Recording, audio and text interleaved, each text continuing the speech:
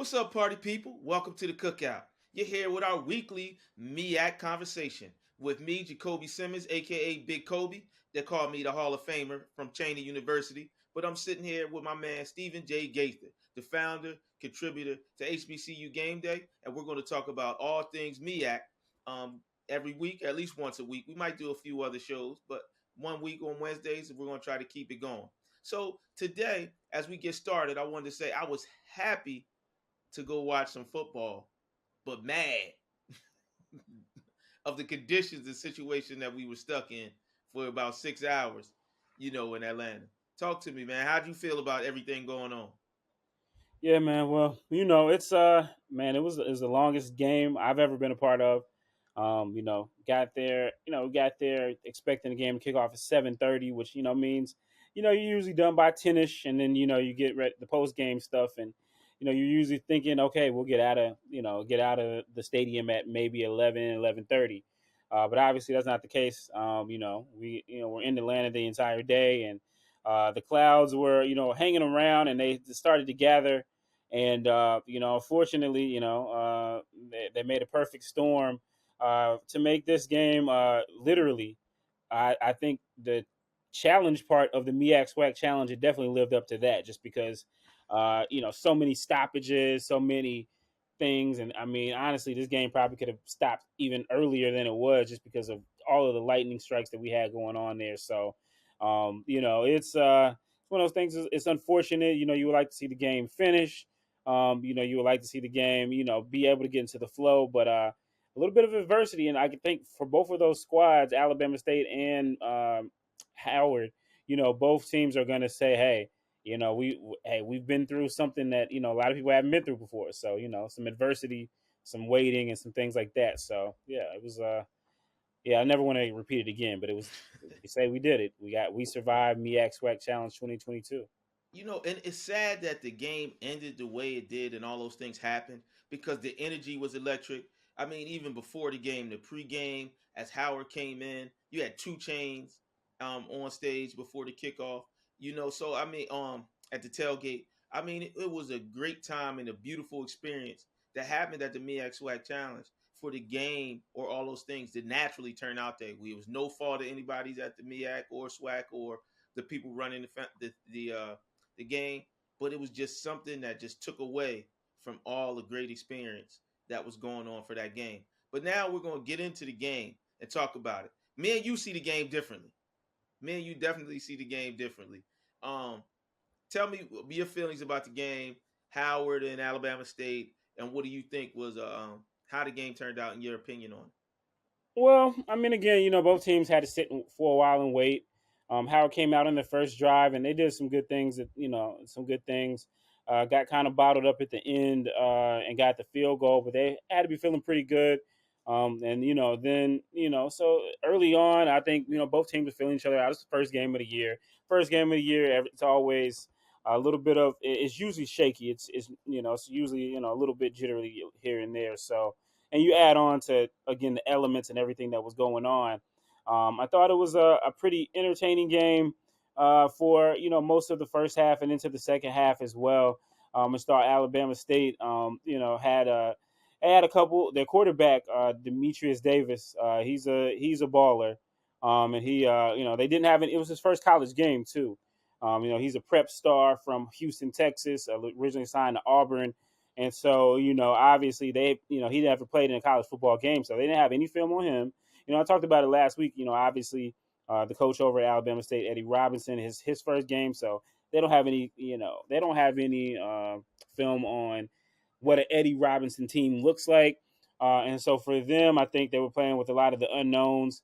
And so I think it was. I thought it was. I thought it was a pretty good competitive game. I think both teams. Both teams had some slip ups, some turnovers, penalties. But that's pretty normal first game stuff. So I was pretty pleased with the overall performance of the two teams. Overall, it was a solid start. Like you said, happy for the football is back. I thought I actually loved the game.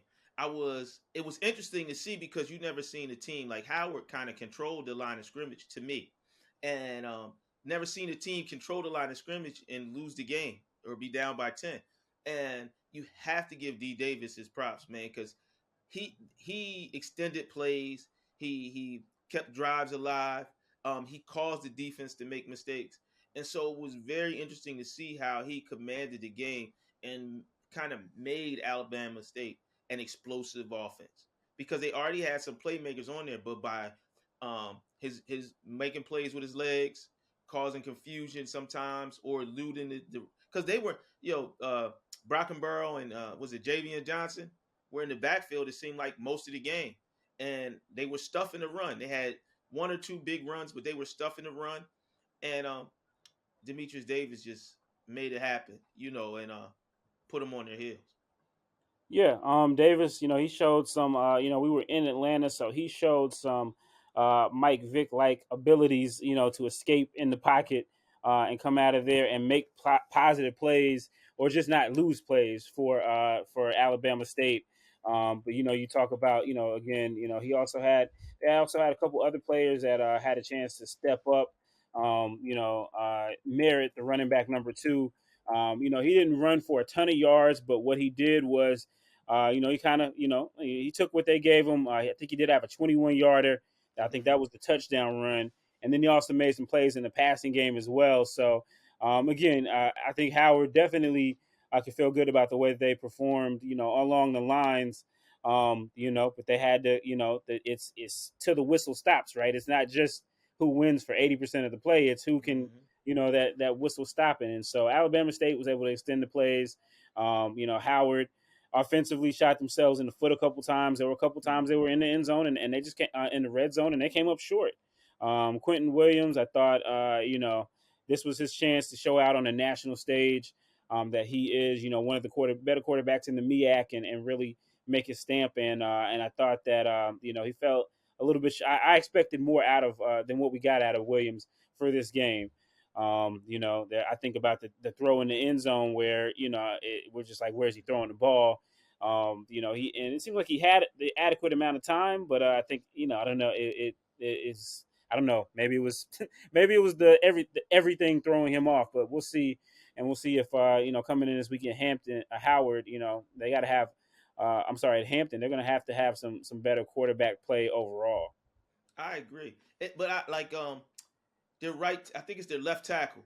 I mean, he played amazing that game, and he did a lot. But they had that their right guard was also creating problems. He was missing assignments, and he caused Quentin Williams to have to make a few adjustments, and it was hurting them in the running game. I felt like they should have just started running left, but it was very interesting. But that tells you how much or how important one offensive lineman is when you talk about a unit that operates. And if one link in the chain is broken, it can cause problems with the chemistry, with the motion, with the offensive movement, and everything else. But one of my favorite players was two players that I really liked on defense. Right, Alabama State had that corner, Isaac, and he played a heck of a game. And I was looking back, watching the tape, man, and he was doing his thing. He was all over Antoine Murray.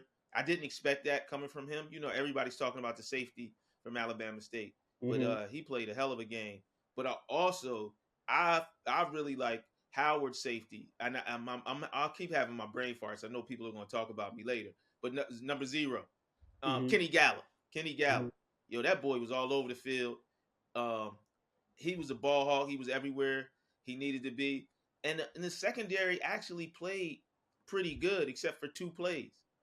If you look at the play and if you look, the corner that was in the game wasn't even on their there wasn't on their too deep chart. I had to go look. I heard that from somebody. I didn't believe it, but he wasn't there. And so when you see how that's sometimes the problem with schools, is depth.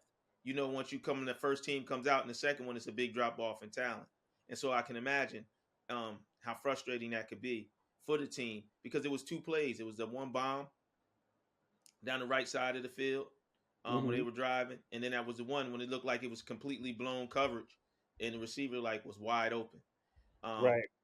and so I think Howard should hang their head. And they were moving at the end of the game. That's why the end of the game was so kind of controversial for them. They were moving the ball to try to get within 3. But Que Sarah, they got to live with that. You know. Yeah. Now it's a new week. So they got a Hampton team that they can take solace in that they've got their first game jitters out. Mm-hmm. So they can have that, which nobody else in the MEAC can say, and not a lot of teams can at all. So, not everything was tough. They finally got a chance to see their new uniforms. At least I finally got a chance to see their new Yeah, them things are uniforms. smoking, bro. I like Yeah, those. they look good. So that's the start, and we'll see what they come out with in Hampton. But I'm looking forward to seeing if they how can they bounce back, because and I made the statement on Twitter. You know what I mean?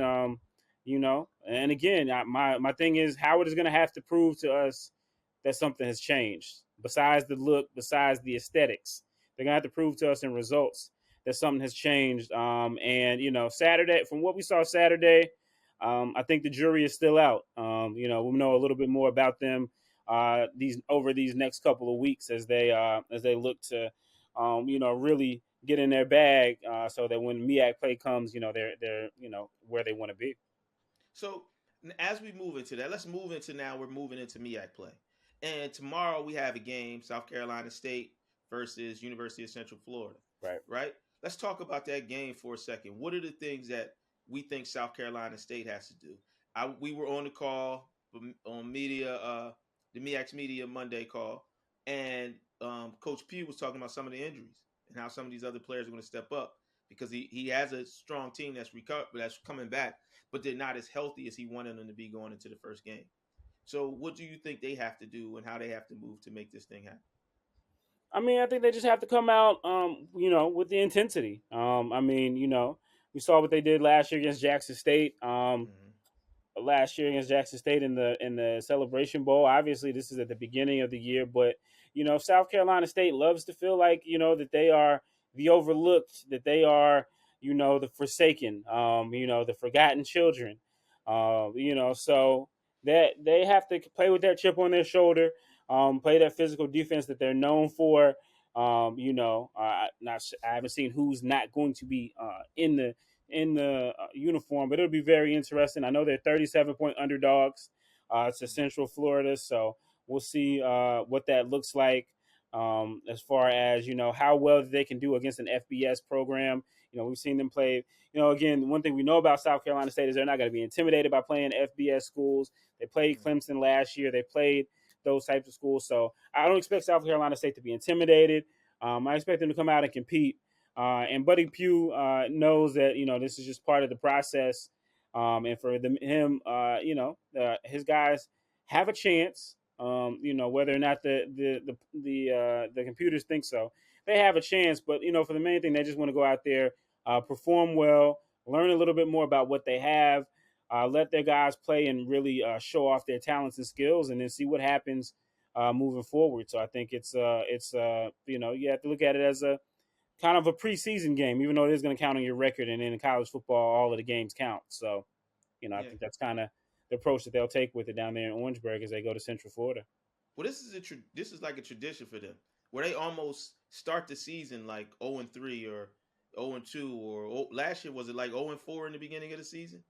Mm-hmm. And so this is a kind of a thing for Buddy Pugh. But I think these are the things when you talk about these games and how Coach Pugh has set these things up are the things that allow some of his players to be seen and the exposure for them to get. Because it's a big game for Jablonski Green to make his bones. Shaq Davis to make their bones so that people can see that they can play at this level and also get those other sets of eyes on them to let them know that they are qualified, especially when the draft is coming up and where they can establish who they are going into the season and getting that extra tape on them in that kind of crowd and what people will see. So I'm interested to see, and I also want to see Kendrell Flowers. How is he going to respond?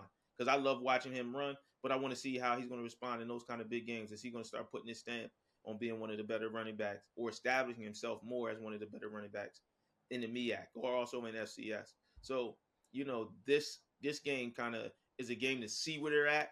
It's not a true yardstick of where they're going to be when the season rolls around, but it's definitely interesting to see if the big money players can be big money in these kind of games.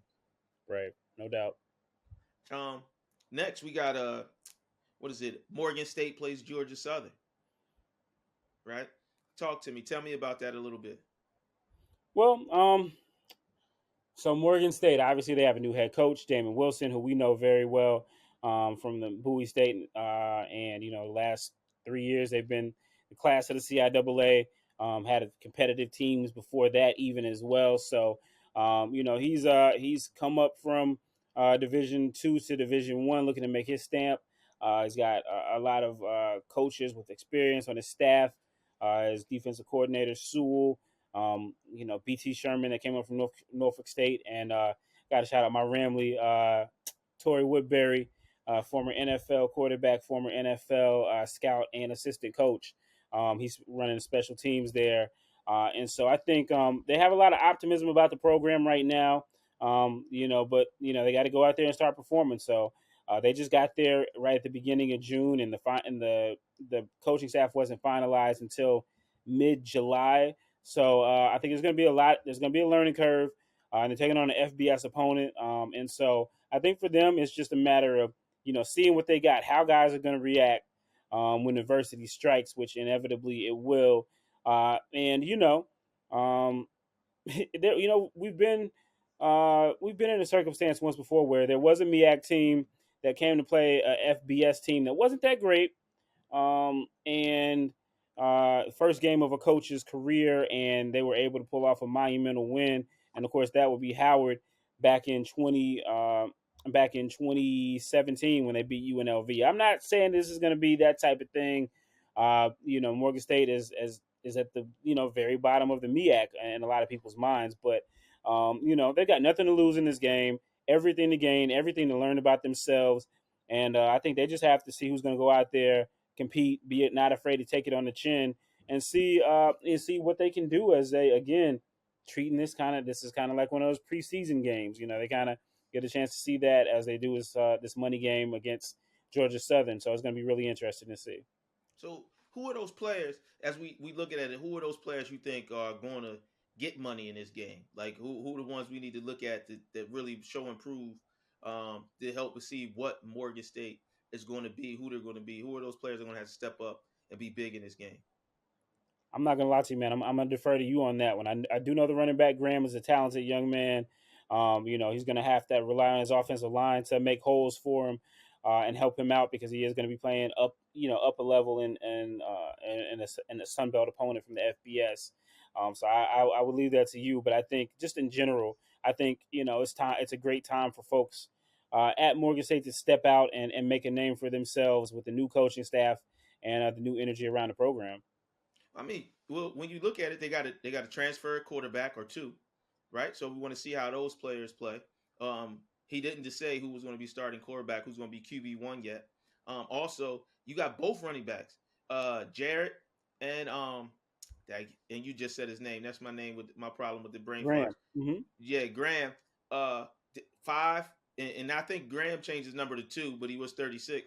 Like those are talented. They have talent in the skill positions. They also got a bunch of transfers on defense.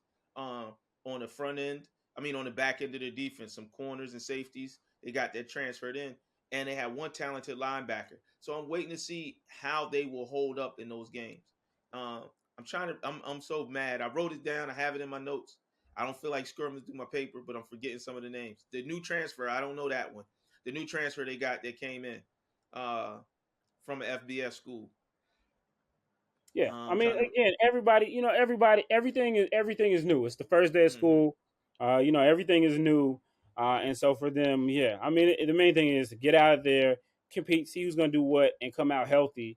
Until you get some games that are, and just compete. Damon Wilson program is going to compete, and I don't Mm-hmm. expect anything less from that now that he's there at Morgan State. Yeah, I love it, and I'm excited because one thing he mentions is that he started with 67 players in the summer. Now he's up to 110 players. That's a big culture shift for what they're going to be able to do at Morgan State. So let's move it on, keeping it going. Delaware State versus Lincoln University in Pennsylvania. Um, I'll start with this one. Uh, is just to see almost to me like how bad they're going to beat up on Lincoln, um, and see the consistency with Jared. Is it Jared Hunter, their quarterback? I think the defense is going to be staunch to see if they got a running back replacement for Sevion Wilkerson. And so those are the things. They got the two receivers that are coming back. So they have some consistency on offense. But we want to see if they can get the ball moving and put on some points. And they should be able to put up some points on Lincoln. And so I'm interested to see how that's going to work. And I'm expecting their defense to be their defense, especially at home.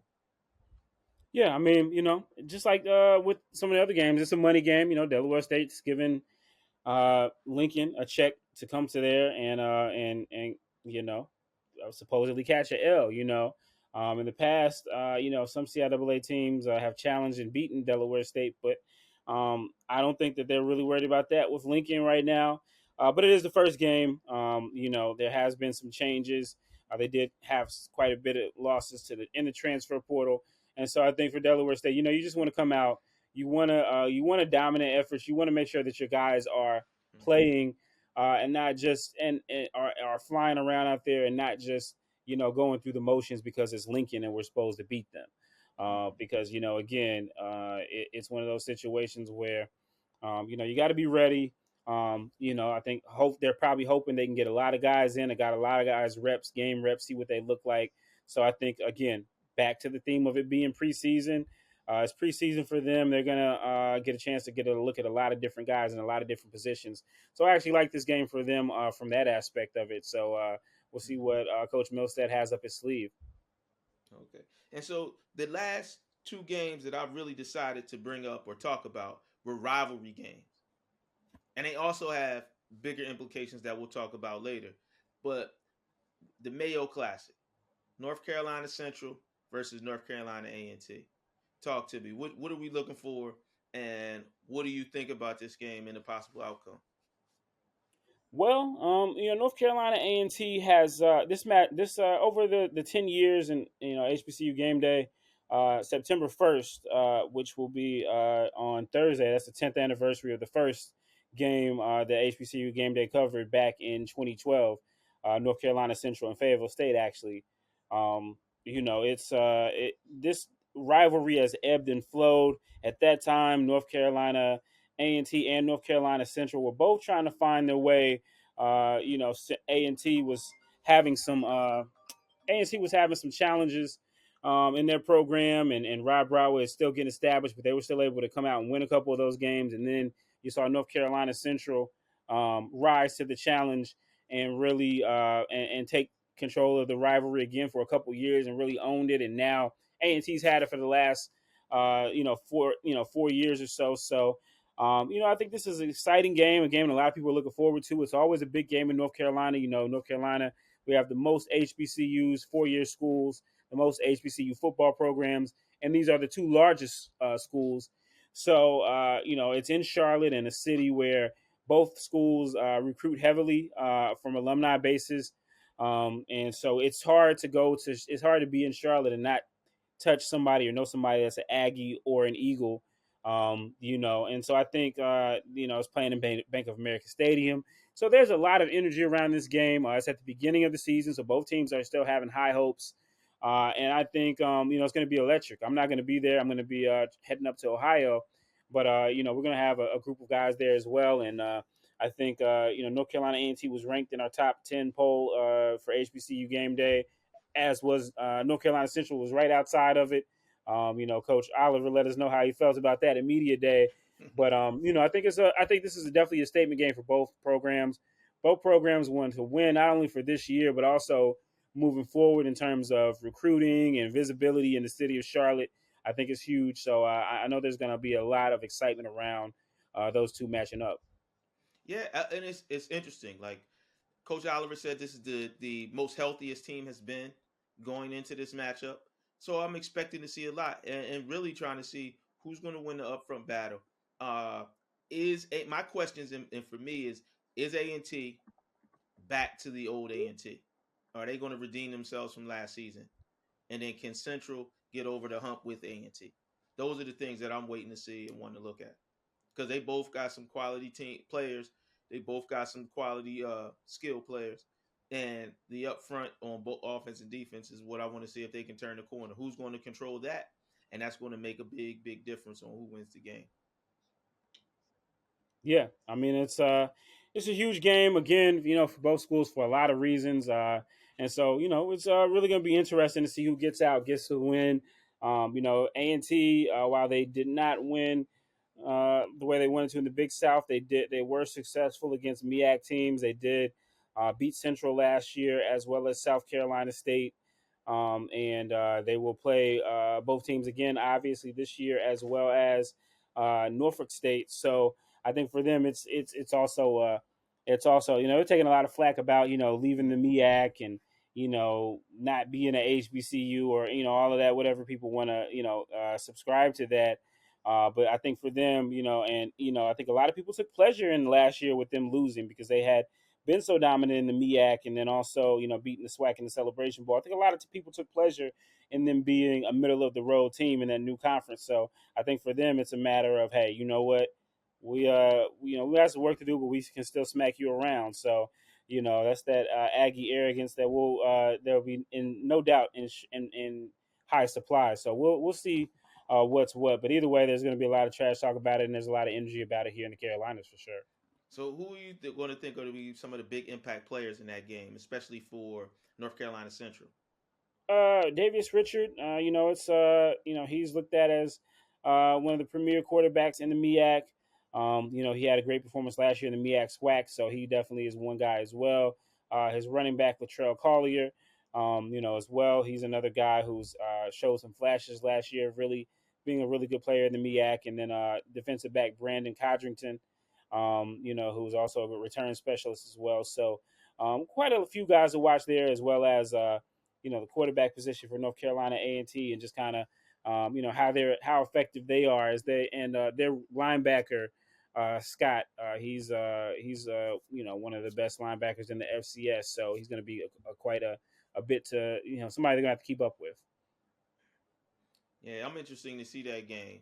I'll be at Norfolk, so I won't be able to enjoy that game as much because I'll be not Norfolk. I'll be at Hampton. Um, oh shucks, I think I did leave out a game, but anyway, I'll come back to that game. Let's talk about Howard Hampton. Yeah, yeah. I mean, So we talked about it a little bit earlier. Obviously Howard has a game under his belt. Hampton doesn't. Last year, Hampton did get the better in this rivalry. And I think Hampton is a team where a lot of people in the HBCU world have kind of dismissed them and wrote them off. But they have some playmakers. Wide receiver Jadakiss Bonds is an All-American type talent, an NFL pro prospect. So he's going to be looking to make an impact at running back Burris. He's a guy from North Carolina, signed initially with UNC. And so he's going to be looking to make an impact. Both those guys are on the list for the Black College Football Hall of Fame Top Player Award. And so they've got some talent on offense. Their defense, we'll see what comes along with that as well. And then Howard, how will they respond from last week? How will they turn around? Again, they do have a game under their belt. So seeing how that goes for them. yeah, I'm excited to see it also. I was at the game last year. It was like 43-37, some kind of high scoring, close game. Um, the question for Howard is, can Quentin Williams play, and what the quarterback play is going to be like, and also can their defense uh, put their hands on and put those paws on Jadakiss Bonds, right? Because if he gets in and has a big game, that's going to hurt him. But it's going to be up to those big guys up front to really put pressure and break up the timing of the quarterback. And Quentin is just going to have to ball out, man. He's just going to have to at least put on 100% better performance than he did at the MEAC SWAC Challenge. And so I'm really interested to see that. But what I'm curious of is, did the coach look like, are they going to be able to run the ball like they did against Alabama State? Because they were moving the ball on the ground. And so I want to see if they can move the ball, and will that help Quentin if they can get that ball rolling a little bit better um, next week or this weekend. So I'm interested to see how that offensive line and how they're going to get the ball rolling and what kind of plays are the coach going to call. And I believe he only had I don't know how many were called. I didn't really look at the tape, but I know he only went deep downfield once or twice. So I want to see if he's going to use some of the speed of those players and really take the top off the defense. So last game, Norfolk State versus Marshall. Talk to me. Cut the check. It is what it is. Norfolk State under Coach Dawson Odoms last year, they had a really good year. For the start was good, finish not so much. But they were even able to be competitive against God, who was it? It was Wake Forest. I went to that game. They were competitive against them in the first half. A lot of that talent is no longer there. But what they do have is a running back in J.J. Davis, who's the preseason MEAC Offensive Player of the Year, only a sophomore. So, he's going to. It'll be interesting to see how they use him, how much of a workload they give him. Obviously, he's a very talented player. You don't want him to get roughed up too much in a money game. And so I think it's going to be very interesting how much they use him. Obviously, we have the changeover where Pootie Carter is no longer the quarterback at Norfolk State. So, interested to see how that works out as well. I think this Norfolk State team program is one that has a lot of questions that need to be answered. I don't know how many of them we're going to get answered on Saturday when they play this money game. Interesting fact: Marshall's head coach, Coach Huff, is a Hampton alumnus. So there's an HBCU tie there as well. So I'm looking forward to Norfolk State seeing, just can they move the ball? Can their defense, make some stops and just really again back to the theme again for most of these teams other than Central A&T, it's preseason. It's preseason games. What can you learn that's going to help you? What can you learn in early September that's going to help you out in late October and into November? Mhm. So coming back to that, you talked about those two games, Hampton and Howard, and A&T and Central, right? These are big games for the MEAC. And the reason why I say they're big games for the MEAC, because whenever people talk MEAC SWAC or talk about the MEAC, we always talk about their out of conference schedule, right? How do they do when they play out of conference teams? And that's what's going to be big for these teams because these games are going to help establish some uh, quality or prove there's quality football in the Mm-hmm. MEAC.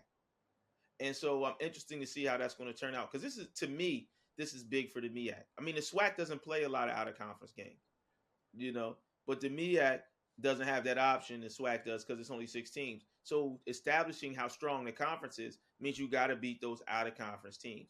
And Howard had a late out of conference win last year against the NEC champ. Um, but outside of Central and South Carolina State, the northern part of the MEAC didn't hold down their end of the bargain, and so that's something that when we talk about SWAC MEAC or MEAC anything or the success or growth of the MEAC, they got to win out of conference games. Yeah, I mean, I think if you look at both these games, they're both games that they've been important games for a long time. Both of them go back to their days in the MEAC and even before that when they were both CIAA rivals as well. So these are games that are red letter dates. They used to be MEAC games. They're not MEAC games anymore. Now they are a chance for them to get a win, compete against CAA teams after next year. Even though A&T is in the Big South this year. And so it is, they're very important. Also in terms of just recruiting and exposure to the two programs. So I think both Howard and North Carolina Central. I think both of them are well. We could be sitting here a week later and talking about both of them winning, or we could talk about both of them losing. So I think it's going to be really interesting to see how this plays out moving forward as these rivalries continue to play even across conference bounds. So I'm excited to see it. I'm excited for this year, and Saturday should be an interesting day. We never know what we're going to see this time of year. Yeah, and like I said, this even though it is week one has a lot to say for HBCU football. To me, in my opinion, a lot of these games, whether it's MEAC SWAC, really make a statement because if we even look and talk about our top 10, right? Those two games will shake up the top 10. No doubt. If Howard pulls out a win, where does that put Hampton, or where does that put Alabama State? Like, Right. how does that look? And then if Central wins, then we got to apologize to Coach Oliver. right? So but I mean, it says something, and so now we got to look back and work on that, and I'm excited to see because all these games are letting us know a little bit of something about each team, but those two games in particular, I'm excited to see how it's going to shake up some HBCU football. Yeah, I mean, like you said, right into week one, fresh into the fire. So I'm excited to see how it's going to go. Like you said, Sunday is going to be an interesting day when we do our poll, and because always that first week, it's like a 1-0, and which 1-0 is better than which 0-1, which 0-1 might actually be better or just as good as a 1-0. A lot of things are really unanswered by them, but hey, that's why we put out the poll every week. So everybody will just have to stay tuned next Monday when it drops. Yes. So listen, everybody, we appreciate you coming. Please continue to watch. Every Wednesday, we're going to do our MEAC chat or come to the cookout, you know what I mean, and bring some of your own plastic plates to take stuff home. I don't like giving mine up. You know what I'm saying? So check us out, iHeartRadio on Instagram. You can get Stephen J. Gaither. I'm Big Cobi 02. We're going to be iHeartRadio, iTunes, and all the places where you get other audio podcasts. But you can check us out on HBCU Game Day on YouTube. All right, everybody. Peace. Have a good day.